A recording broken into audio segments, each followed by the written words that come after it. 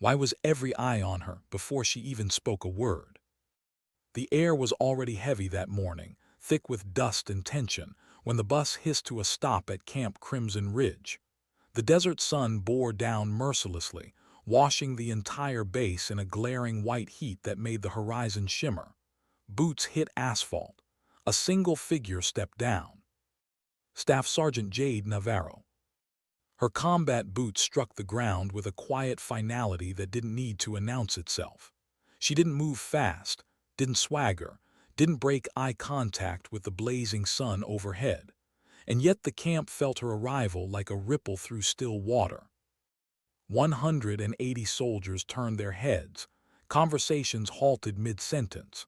Weapons hung loose at their sides. The stillness was sharp enough to cut. They had heard about her. The rumors had started days before she even arrived.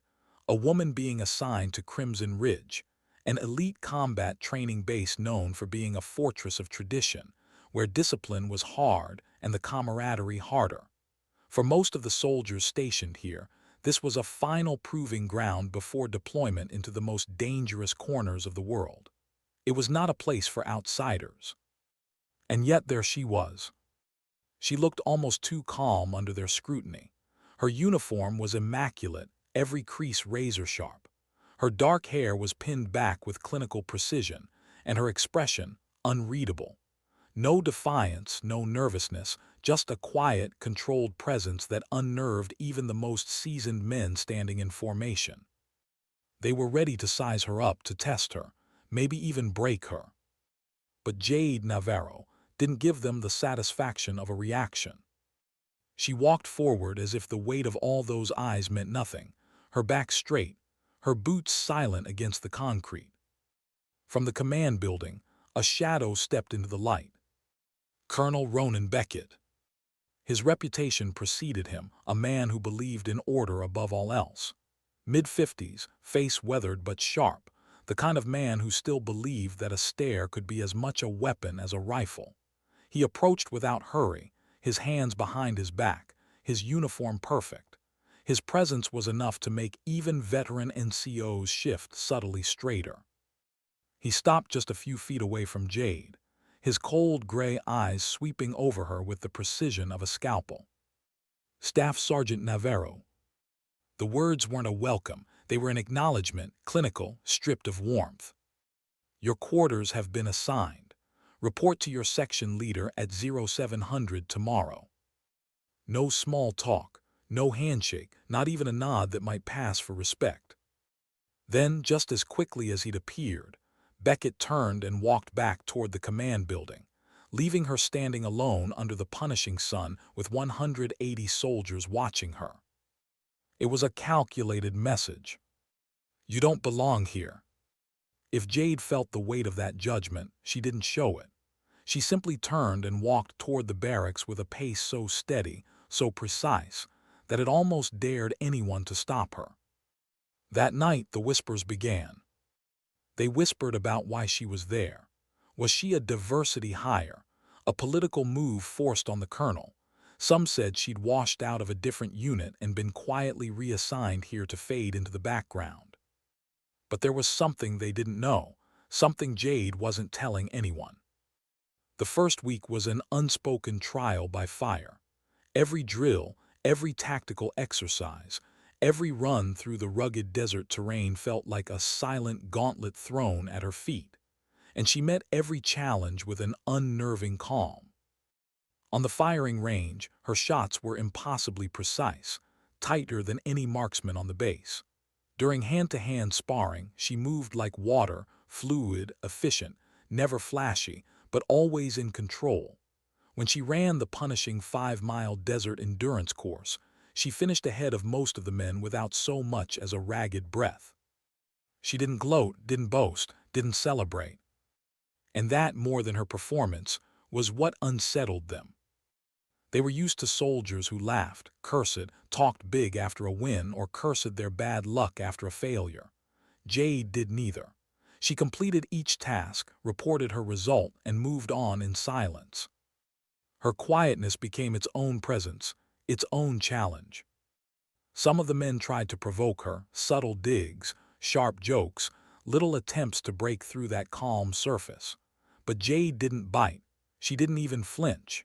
She carried herself as if every moment here was just another mission, one she was determined to complete without compromise. Even Colonel Beckett couldn't ignore the tension building in his own camp. From his office window, he watched the way his men eyed her during drills, watched the way their conversation stopped when she walked into the mess hall. She was performing flawlessly, but she was also an outsider. And in Beckett's world, outsiders either proved themselves worthy of the uniform or they were broken down until they left. At dawn on Friday, the loudspeakers crackled to life across the camp. All personnel mandatory outdoor inspection, 0900 hours, full combat dress, assemble on the parade ground. The announcement was unusual. Full combat dress under the rising desert heat would be brutal. Soldiers exchanged uneasy glances but obeyed. Orders were orders. By the time the sun had risen high enough to burn the air, 180 soldiers stood in formation, sweat already trickling down their necks under the weight of their gear. Jade stood among them, motionless. Colonel Beckett and his senior officers strode down the rows, inspecting weapons, boots, and gear with exacting eyes.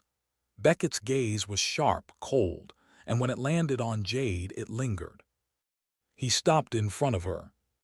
For a long moment, he said nothing. Then, in a voice that cut through the entire formation, he spoke. "Staff Sergeant Navaro, remove your combat blouse." The silence that followed was heavy.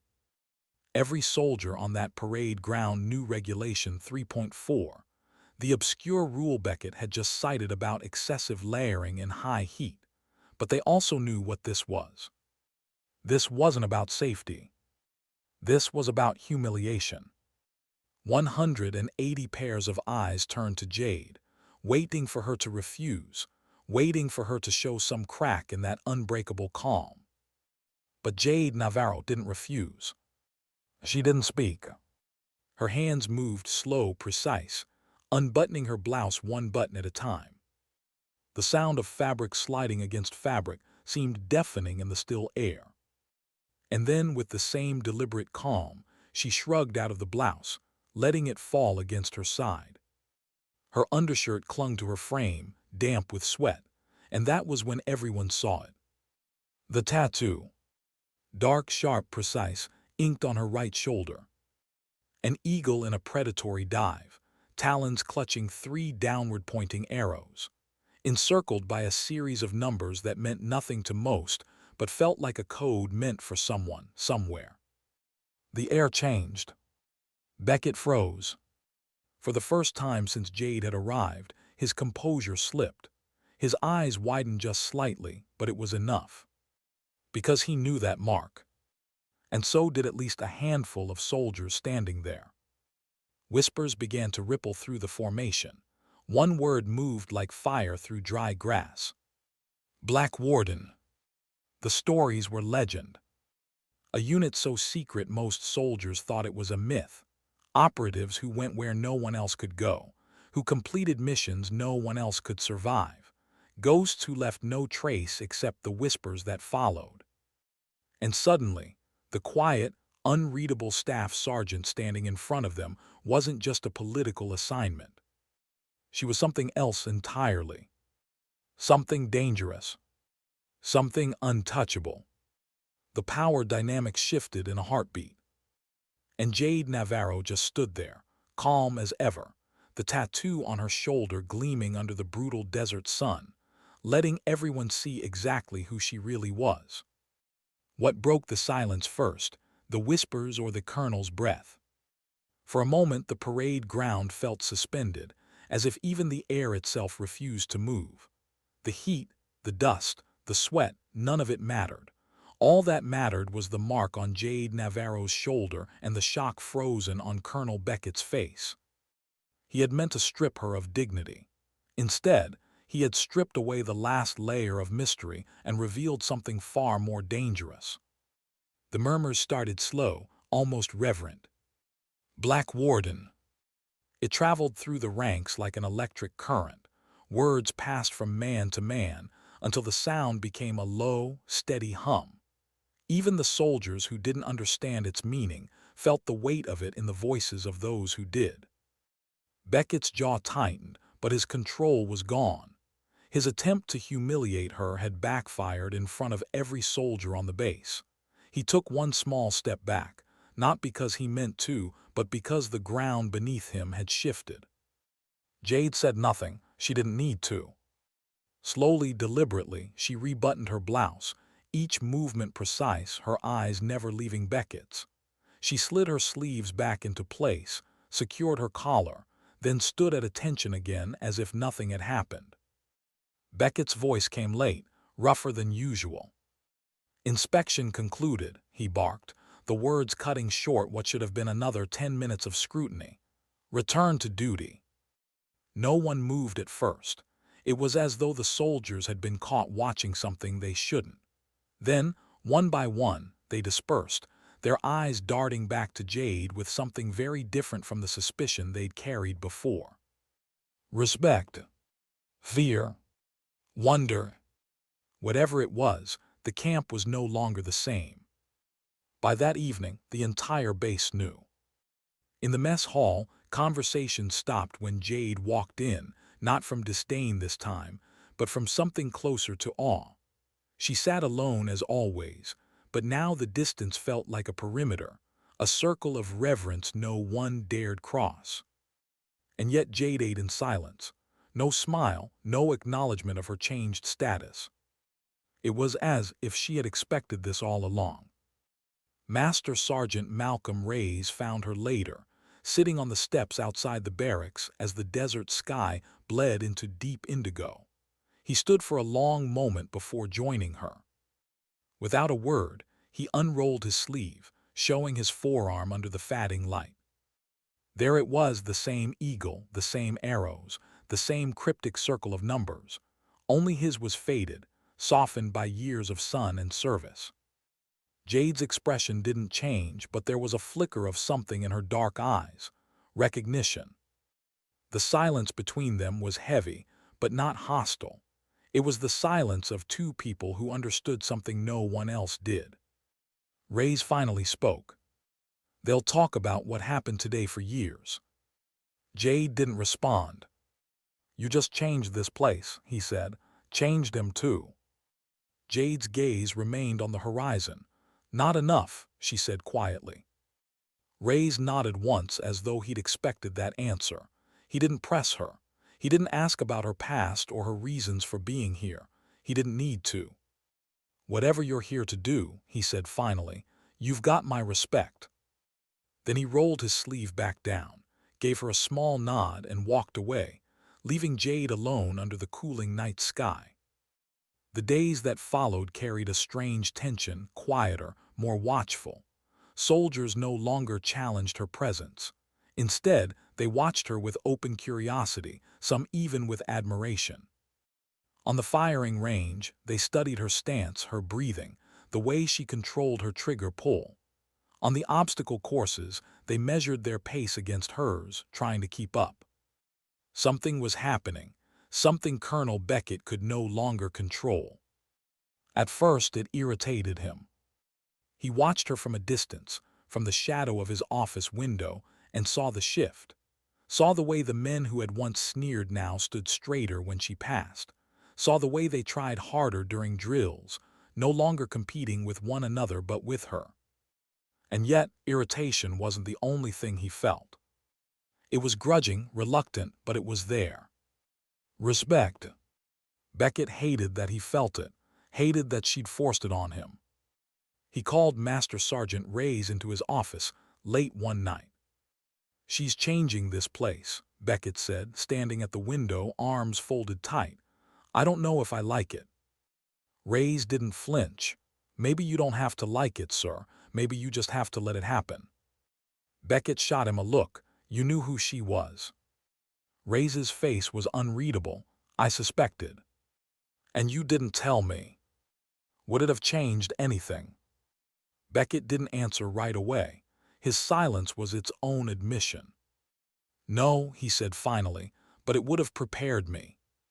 Reyes nodded once. "She doesn't want anyone prepared, sir. That's not how she works." Beckett stared out the window for a long time after Reyes left. Jade Navaro had become a problem, but not the kind he could solve with discipline or transfer orders. She was rewriting the very atmosphere of Camp Crimson Ridge, and Beckett, a man who built his career on predictability, couldn't decide if that terrified him or fascinated him. Jade, meanwhile, remained the same. She trained, she ate alone, she spoke only when necessary. But inside, something was shifting. Her mission, the reason she'd requested this assignment, was beginning to take shape. She watched the soldiers carefully, not just their performance but their character. She saw which ones helped their squad mates without being asked, which ones faltered under pressure, which ones boasted too loudly when they succeeded.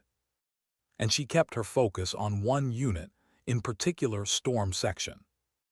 They were the camp's worst-performing squad, a group of misfits who couldn't seem to work together for more than 5 minutes without arguing or tripping over one another. Other officers dismissed them as a lost cause. But Jade saw something else.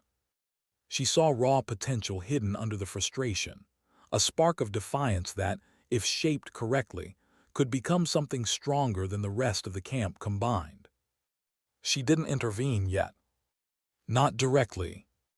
Instead, she waited. Because Jade Navaro understood something the rest of Camp Crimson Ridge didn't. Real change never starts with noise. It starts in silence, with the quiet decision to do something different, something harder, something better. And soon, she would give Storm Section the chance to make that decision. Who would break first, the unit or her silence? Storm Section was unraveling.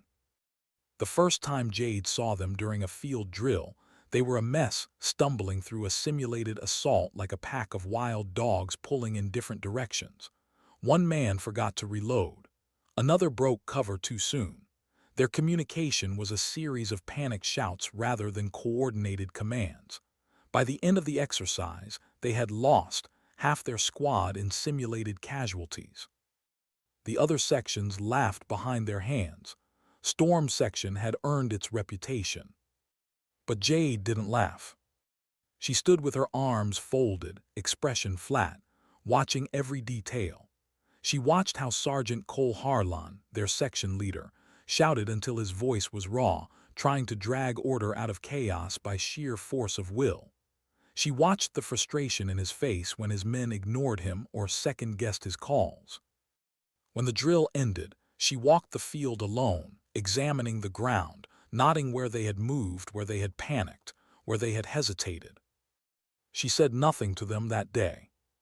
But the next morning, when Storm Section assembled for physical training, Jade was waiting. She didn't address them as a group. She didn't shout. She simply joined them at the starting line for the 5-mile endurance run. No words. When the whistle blew, she ran with them, not ahead, not behind, just among them. The first mile they tried to ignore her. The second mile they tried to outrun her.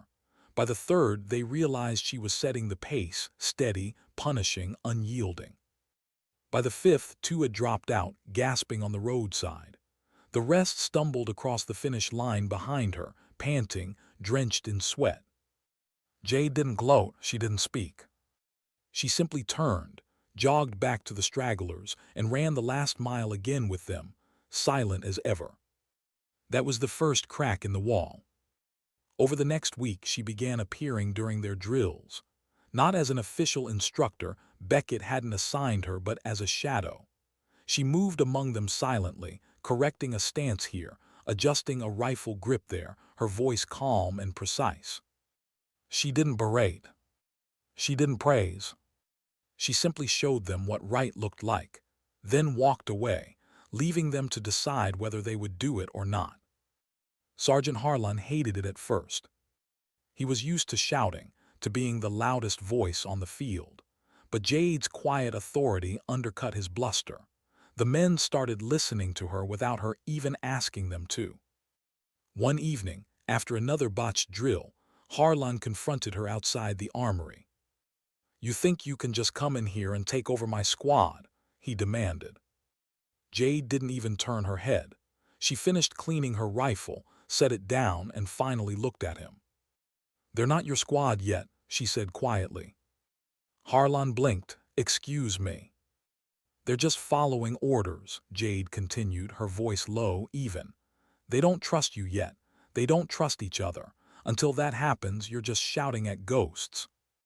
Her words hit harder than any reprimand he'd ever received. He wanted to snap back, to defend himself, to remind her that he was the one with the stripes, but the truth of what she'd said settled heavy in his gut. And from that moment on, he started watching her differently. He saw how she corrected mistakes without shamming anyone, how she never wasted words, how she led by doing rather than demanding. Slowly, reluctantly, Harlan began to imitate her approach. The shift was small at first, shorter commands, calmer tone, but the men noticed, and they began to respond. Their next drill was better, still sloppy but better.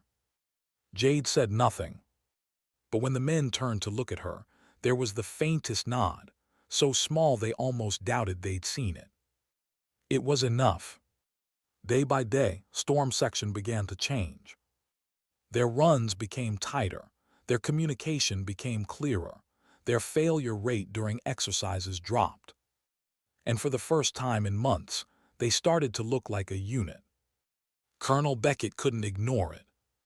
He watched their progress from the observation tower during a live-fire exercise, his arms crossed, jaw set. He knew what was happening, knew that Jade Navaro was quietly remaking one of his worst squads, and part of him resented it. But another part of him couldn't deny the results. That night, Beckett stayed late in his office, staring at the glowing map table, replaying Storm Section's movements from memory. This wasn't regulation. This wasn't standard procedure. This was something more. And it was working. He poured himself a glass of water, staring out across the darkened camp. "Damn you, Navaro," he muttered under his breath. But the words carried no anger, only grudging respect. For Jade, there was no celebration in Storm Section's progress. Each small victory only reminded her of why she had come here in the first place. This wasn't about turning a sloppy squad into a functioning one. This was about something larger, a quiet mission only she understood. She remembered other bases, other faces, other men who had been given the chance to rise or to fail. She remembered missions that had succeeded because one soldier stepped up at the right moment, and missions that had gone dark because no one did. And she remembered why she had asked to be assigned here. Because Crimson Ridge wasn't just a training ground. It was a forge. And she was here to see what kind of steel it could make. When would they realize they were no longer the same soldiers who had once stumbled in the dirt?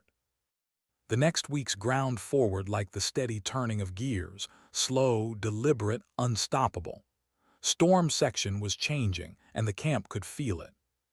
The first sign was subtle. They stopped showing up late. No more sluggish arrivals, no more half-fastened gear or last-minute excuses. By the second week, Storm Section was already lined up when the whistle blew, boots polished, weapons clean, eyes forward. Then came the sound. Not the sound of failure, of shouting, cursing misfires, but the sound of rhythm. Their drills began to move like music, their communication tightening into something sharp and precise. Even when things went wrong, and they still did, the squad didn't fall apart like before. They regrouped, adjusted, kept going. The camp noticed. Other squads started watching them more closely during exercises, whispering to each other afterward. Even the instructors, hardened by years of drilling soldiers through endless mistakes, found themselves pausing just a little longer to watch Storm Section's progress. And every time they improved, every time they pulled off a maneuver cleaner than the week before, they would look to the edge of the field, to Jade Navaro, standing silent, her dark eyes tracking every movement. She never clapped, never praised. But sometimes, if they did well enough, she would give them that small, almost invisible nod. That was enough to keep them pushing harder. Sergeant Cole Harlan changed most of all. He stopped yelling. His voice was still sharp when it needed to be, but it carried a new weight, not desperation, not anger, but command. He began to trust his men, and in turn, they began to trust him. One night, after a particularly grueling exercise where they had managed to extract a wounded comrade under simulated fire without losing a single man, Harlan found Jade standing near the supply shed, checking the action on her rifle. "Why us?" he asked, breathless from the drill. Jade looked up at him. "You were the worst," she said simply. Harlan blinked, unsure if she was insulting him or not. "That's where the most potential lives," she added after a pause. Then she slung her rifle over her shoulder and walked away, leaving him staring after her. That night, Harlan stayed awake longer than usual, staring at the ceiling of the barracks. For the first time, he realized what it meant that she had chosen them, that she had seen something worth saving when everyone else had written them off. And that made him determined not to waste it. Colonel Beckett watched all of this from a careful distance. At first, he had tried to ignore it, tried to tell himself that Storm Section's improvement was just natural progression, the result of extra drills, a motivated sergeant, nothing more. But then he saw Jade on the range one afternoon, standing behind one of the squad's weakest shooters. She didn't take the rifle from his hands, didn't bark orders. She just stepped behind him, adjusted the set of his shoulders, corrected the position of his cheek against the stock, and quietly said, "Breathe." One word. And on the next shot, the soldier's round hit dead center. Beckett turned away before she could see him watching, but the image stayed with him all night. He began calling Jade into more briefings. At first, she stood at the back of the room, silent, listening as the officers discussed strategy and training reports. But every now and then, Beckett would turn to her and ask, "Navaro, thoughts?" Her answers were short, but they cut through the noise like a blade. Where the others used a dozen words, she used 5. Where they saw problems, she saw solutions. Her presence began to change those rooms the same way it had changed the firing line, the obstacle course, the men themselves. And though Beckett would never admit it out loud, he began to respect her. Respect her enough to begin wondering if maybe, just maybe, he had been wrong about her from the start. One dry, windless evening, he found himself outside the barracks, watching Storm Section run drills under the fading light. They moved like a single living thing, covering, advancing, signaling, the kind of synchronized unit he hadn't expected to see for months, maybe years. When the drill ended, Jade called no halt. She said nothing. But the section turned and faced her anyway, waiting for that subtle acknowledgement.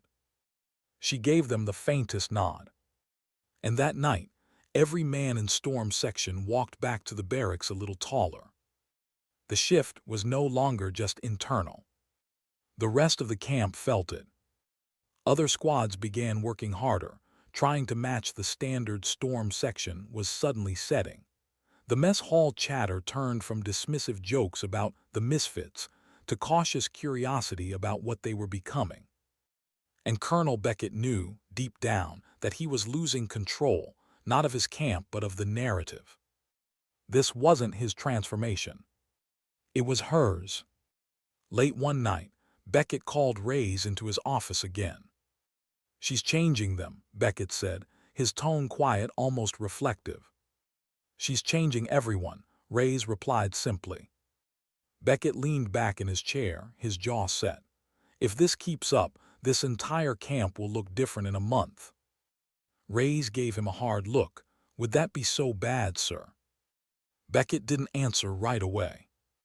For a long moment, he stared at the closed blinds behind his desk, seeing not the office, but the woman standing in front of 180 men with a tattoo on her shoulder, and a silence that had dismantled his authority in a single moment. Finally, he exhaled. "No," he said quietly, "it wouldn't be bad." But he didn't sound entirely convinced. Because deep down, he knew what was coming. If Jade Navaro could remake Storm Section this completely, she could remake Crimson Ridge. And that meant something was going to have to give. Either she would be absorbed into the system, or the system would have to change around her. And Colonel Ronan Beckett wasn't sure which terrified him more. What happens when silence is forced into the center of the stage? The answer came one crisp morning, just after dawn, when the unmistakable thrum of rotor blades tore through the quiet desert air. The helicopter descended onto the main landing pad like a storm front, kicking up dust and grit that stung the eyes of every soldier who stopped to watch. Out stepped General Marcus Ellery. Even among the battle-hardened men of Crimson Ridge, the general's presence hit like a shockwave. He was a figure whose reputation preceded him, a man whose decisions had shaped campaigns, whose battlefield strategies were taught in war colleges. His very posture carried a weight that demanded silence. Colonel Beckett was waiting at the pad, spine straight, jaw set. He saluted sharply, but Jade noticed the faintest tension in his shoulders. This was no routine visit. Ellery didn't waste time. Within minutes of arriving, he began moving through the base with the precision of a man who saw everything: the barracks, the mess, the armory. He asked questions so pointed they cut through rehearsed answers like wire through paper. By midday, the inspection had turned from routine to extraordinary. "Show me your most improved unit," Ellery ordered finally, standing in the middle of the operations tent, his tone leaving no room for argument. Beckett hesitated only briefly. There was only one choice. "Storm Section," he said. The name hung in the air like a challenge. Once the camp's laughingstock, now its unspoken redemption story. By 1400 hours, the entire camp had assembled along the edges of the training ground to watch the maneuver. The air buzzed with expectation. Jade stood with Storm Section at the staging point. She didn't speak. She didn't give them a speech about rising to the occasion, about proving themselves. She only checked their gear, one soldier at a time, looking each of them in the eye as she handed their weapons back. When she reached Sergeant Harlan, she paused just a beat longer. "You know what to do," she said quietly. He nodded, his jaw tight but steady. Then the whistle blew, and the simulation began. It was brutal by design, a complex ambush scenario with multiple casualties, shifting terrain, and hidden tripwires meant to test their ability to adapt under pressure. In the early days, Storm Section would have been crushed by it. But not today. Today, they moved like a machine. Harlan's voice cut through the simulated gunfire, clear and commanding. "Left flank, cover fire." His men moved without hesitation, weapons up, forming a protective wall as the rest of the squad maneuvered to extract their wounded. Jade stayed in motion at the edges, not leading them, not visibly, but guiding them with the smallest hand signals, subtle corrections only her section could see. And then the first unexpected twist hit. A secondary ambush triggered, cutting off their escape route. Instead of panicking, Storm Section split, half providing cover, half circling wide to flank the enemy. They neutralized the threat in less than 90 seconds.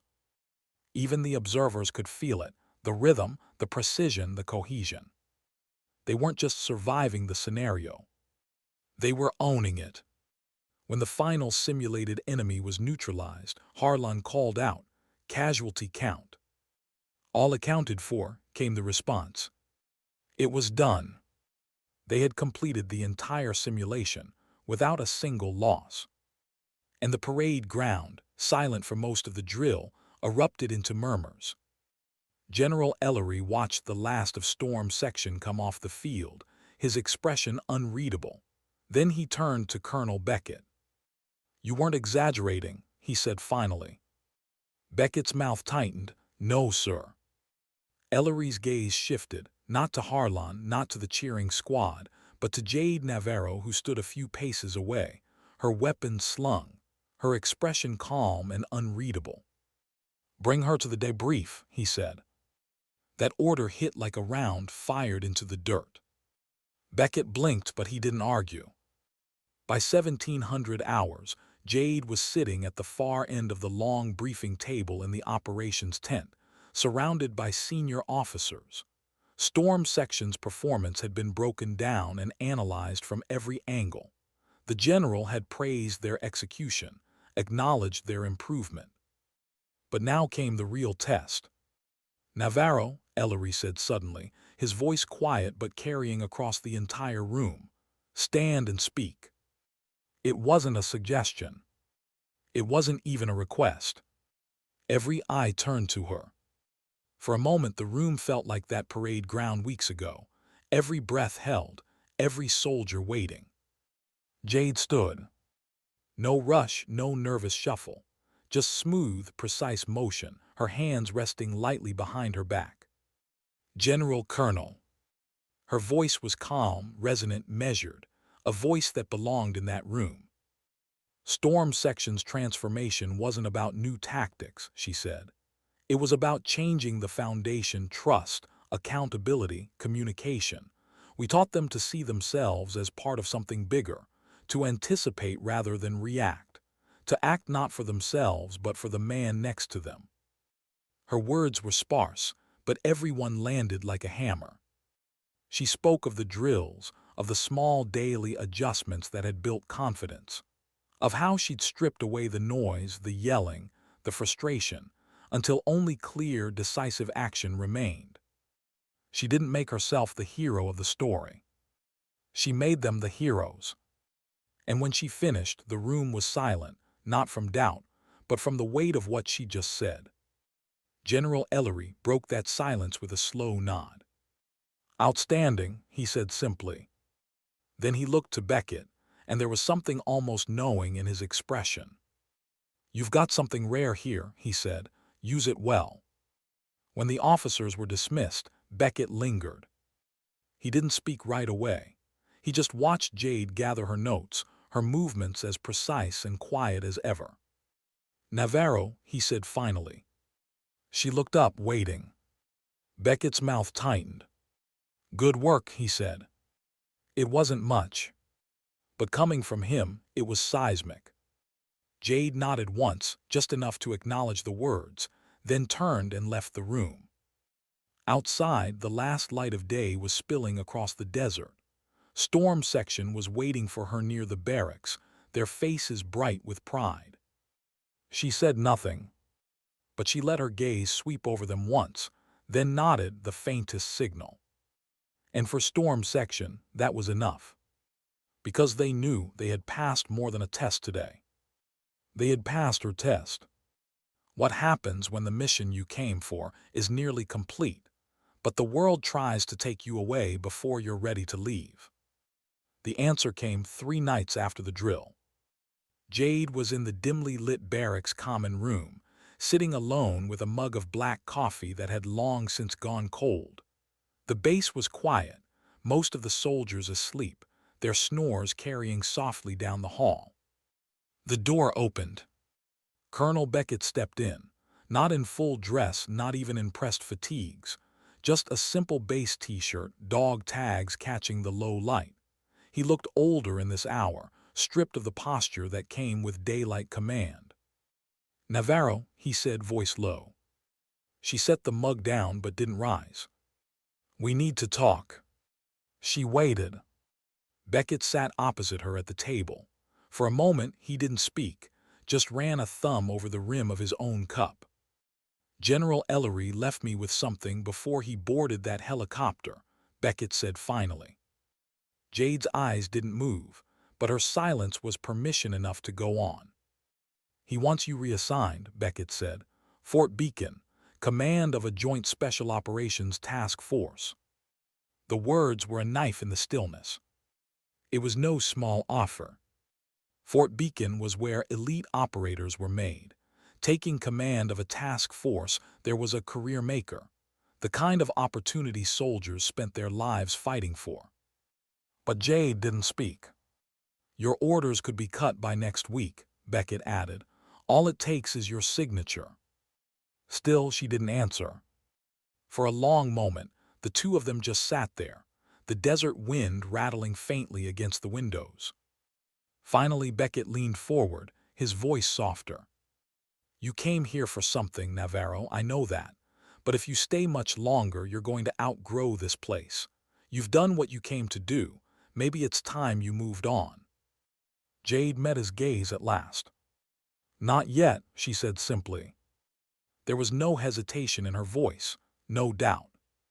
Beckett exhaled slowly, leaning back in his chair. You're not like the others, he said, almost to himself. You're not here for stripes or medals or even orders. Jade didn't respond. And Beckett realized, maybe for the first time, that he didn't actually know what she was here for. The next morning, the camp woke to something unexpected. A civilian vehicle parked just outside the perimeter gate. It was dusty, sun-faded but out of place. Miles Keene stepped out. Journalist, war correspondent, a man whose name had appeared under some of the most hard-hitting front-page pieces in military journalism. He was escorted in under heavy watch, his press badge dangling, his eyes sharp as a hawk. The camp buzzed with speculation. Media, someone whispered in the mess hall, here. He didn't stay in the press tent. He asked to see Jade Navaro. She met him outside the motor pool, her stance neutral, her face unreadable. Staff Sergeant Navaro, he said, his smile faint. Been a long time. Keene, she replied evenly. The exchange was quiet but loaded. You know why I'm here, he said, hands in his pockets. Then you know I won't talk, Jade replied. Won't or can't. Her silence was answer enough. But Keene didn't leave. He stayed on base for 2 more days observing, watching the drills, watching the men, watching Jade. At night, he sat in the mess hall writing in his notebook. And it was then that the whispers started again, not the old whispers of disdain, but whispers of curiosity. What was Jade Navaro hiding? Why was a journalist circling her? And why, when the men finally worked up the courage to ask, did she simply say, some things stay in the past? Storm Section noticed the change in her more than anyone. She was still present, still steady, but there was a weight in her movements, a distant look in her eyes when she thought no one was watching.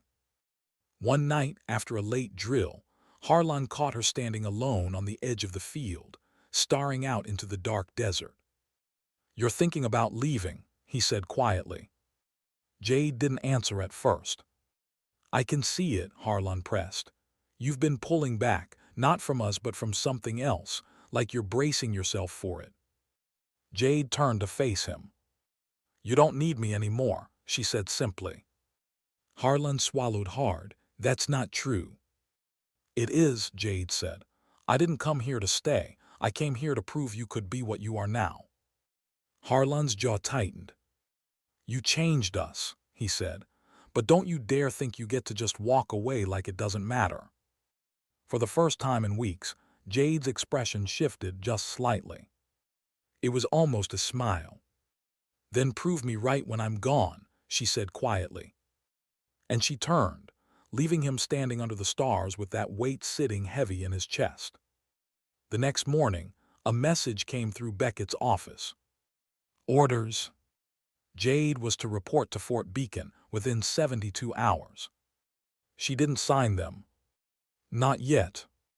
Instead, she went to Storm Section's barracks, stood in the doorway as they scrambled to attention. At ease, she said. They froze, waiting. I have 3 days left here, she told them. 3 days to push you harder than you've ever been pushed, and you're going to let me, because when I leave, this base will be watching you. The colonel will be watching you, Every man here will be waiting to see if what we built holds." Her voice stayed calm, steady. "If it doesn't, then none of this meant anything." There was no cheering, no dramatic moment, just a row of hardened faces nodding silently, taking in her words. And from that moment on, Storm Section trained like they had never trained before. Day runs became night runs. Obstacle courses became endurance tests. Every drill turned into a crucible. And through it all, Jade moved among them like a ghost, never shouting, never faltering, just driving them forward with that relentless, quiet presence. Because in 72 hours, she would be gone. And they would have to stand on their own. How do you say goodbye to something you've built with blood and silence? The camp didn't know Jade Navaro was leaving, not officially, but the air felt different. Storm Section felt it first. She pushed them harder in those 3 days than she ever had. Before dawn, they were on the field. Long after the rest of the camp was asleep, they were still running drills under the moonlight. No speeches, no softening. Every mistake was corrected on the spot. Every hesitation was addressed until it no longer existed. She wasn't just training them. She was burning away their last weaknesses, turning them into steel before the clock ran out. Sergeant Harlan drove them just as hard, his voice hoarse by the second night, but his eyes burning with the same fire Jade carried. "This is it," he told them between drills. "We're not doing this for her. We're doing this because when she's gone, it's going to be us against every expectation we ever failed to meet." On the last morning, the camp gathered for what was supposed to be a routine readiness test. But it was anything but routine. Colonel Beckett had called a full base assembly. The parade ground was lined with soldiers, the air hot and dry, the desert wind cutting across the open space. Storm Section stood at the front, gear immaculate, eyes forward. Jade stood with them, her presence quiet but unmistakable. Beckett stepped onto the platform, his face unreadable, his voice carrying like a rifle crack when he spoke. "Storm Section," he said, "you will execute a full live-fire exercise, with the entire camp as witness." There were murmurs, even a few sharp intakes of breath. Live fire in front of the entire garrison was no small thing. Mistakes weren't just dangerous, they were humiliating. But Storm Section didn't flinch. They turned, formed up, and moved toward the field. Jade stayed back. Beckett's voice stopped her. "Navaro." She turned. "You're not leading this one," he said. For a long moment she just looked at him, then nodded once. She took a step back and joined the observers, her arms folded, her face unreadable. And that was when Storm Section understood. This was the real test. The whistle blew. The first shots rang out, sharp and echoing across the desert. Storm Section moved as one, covering, advancing, clearing corners. Their pace was relentless but controlled. When a smoke canister rolled into their path, they pivoted and flanked without missing a beat. When a simulated casualty went down, they secured the perimeter and performed the extraction with textbook precision. From the observation platform, Jade didn't move. But her eyes tracked every motion, every decision. At the halfway point, a surprise element was thrown in, a civilian hostage, hidden in the mock village. 6 weeks ago, that would have broken them. But today, they adjusted on the fly, neutralized the threat, and brought the hostage out without losing a single man. By the time the last target dropped, the entire camp had fallen silent. Storm Section had done what no one thought possible. They had completed the most punishing live-fire exercise at Crimson Ridge flawlessly, under the eyes of every soldier who had ever doubted them. When the whistle blew for the final time, they turned and faced the observation platform, waiting. Colonel Beckett looked down at them, his face impassive, then gave a single sharp nod. It was all the acknowledgement they needed. But they didn't look at him. They looked at Jade. She didn't clap. She didn't cheer. She just let the faintest, quietest smile touch her face. And for Storm Section, that was more than enough. Afterward, as the camp dispersed, Beckett found Jade standing alone near the edge of the field. "You did it," he said. "They did it," she replied. Beckett studied her for a long moment. "You're leaving." It wasn't a question. "My orders are cut," Jade said simply. Beckett nodded slowly. "I hated you when you got here," he admitted. "Hated that you were sent to my camp, hated that you disrupted my order." He paused. "But I think I needed you more than this camp did." It was the closest thing to an apology Jade had ever heard from him. She didn't answer, but her silence wasn't cold this time. It was acceptance. That night, Storm Section threw an uncharacteristically quiet gathering in the barracks, not a celebration, but a vigil. They sat in a loose circle, the low hum of the generator filling the silence. One by one, they spoke, not about drills, not about missions, but about who they had been when she found them. And who they were now. When it was Harlan's turn, he looked straight at her. "We were lost," he said simply, "and you found us, not with shouting, not with speeches, just by showing us what right looks like. We'll keep that every damn day." Jade didn't reply. She didn't have to. Her eyes said everything. When the generator clicked off and the lights went dark, Storm Section stayed there in silence, each man knowing that this was the last night they would sit with her among them. The next morning, the bus was waiting at the gate. Her duffel bag sat at her feet, her orders tucked into her pocket. The camp lined the road as she walked, not formally, not in formation, but they were there, watching. Some saluted. Most just stood, hats off, faces solemn. Storm Section stood together, front and center. Harlan stepped forward. "Ma'am," he said, his voice quiet but steady. She gave them one last nod. Then she stepped onto the bus, and the doors closed.